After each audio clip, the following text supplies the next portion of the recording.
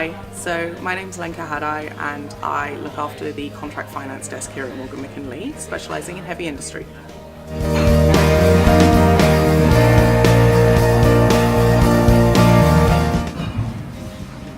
At the back end of last quarter, the main market trends across core finance would still arguably be automation. We're still seeing a massive drive for things like Tableau and QuickView in terms of presentation of information in order to run automation and efficiencies.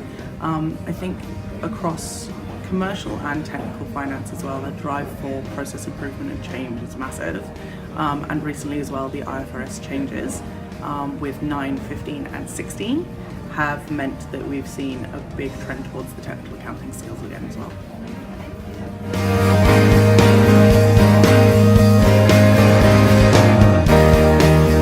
So, as previously mentioned, with the IFRS changes that have been driving through last quarter, a lot of the technical financial accounting skill sets have been in demand because all of the major companies that are having to deal with 9, 15 and 16 are usually having to look to the big four consultants.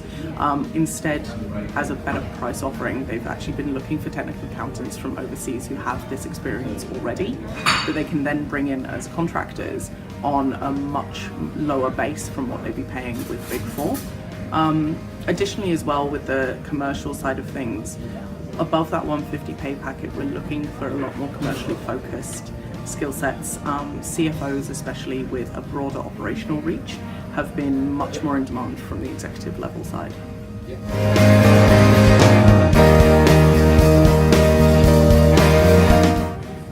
So current skills gap shortages, obviously still with the technical accounting. I think also in terms of candidates in that commercial space, we're seeing a shortage still of candidates that can bridge the finance and business gaps. So having those conversations commercially, looking at operations and the capability to switch between finance, IT, analytics and big data, and then actually being able to take that out to the business and say, so what? What's next?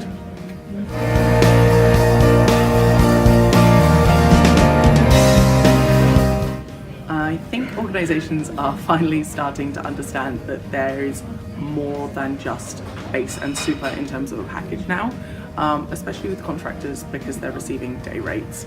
Companies are starting to realise they're having to bump that, but they're looking far more flexibly at how they can pay back contractors as well as permanent staff in terms of well-being. So flexible working, laptops, mobile phones, having fluid working hours, especially across finance when those reporting times, month-end, year-end, etc. mean that you're in the office really late.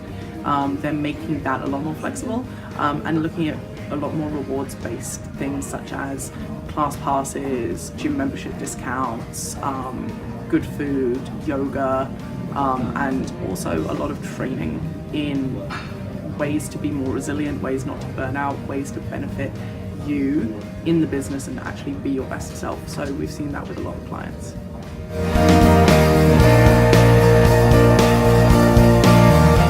After a really positive first half of the year, we're actually looking very positively towards Q3 as well.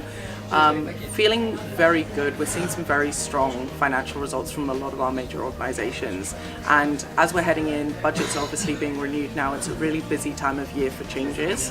We're going to probably from the contract side see a real drive over the next 4 to 6 weeks for people with new projects, bids and tenders in the heavy industry market, energy especially, and with the retail sectors as well. With Amazon coming in, everybody's looking to automate, to change, to create some new processes and really shake things up.